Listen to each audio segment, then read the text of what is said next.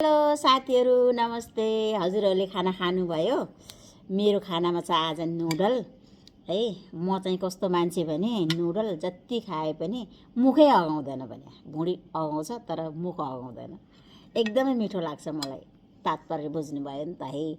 त्यही हो आजको मेरो खानामा देख्नुभयो हजुरहरूले, नुडल बनाएको छु मैले आज। खाएँ है त।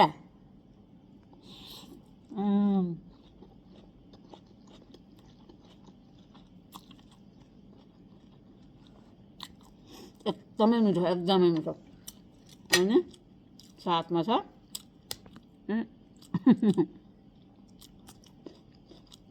कुरिलो।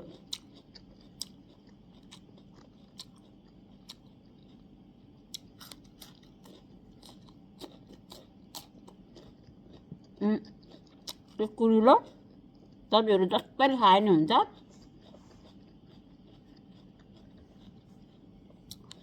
यसलाई सलाद खाए पनि हुन्छ, यसको अचार खाए पनि हुन्छ, तरकारी खाए पनि हुन्छ, काँचै खाए पनि हुन्छ, जसरी खाए नि हुन्छ है साथीहरू।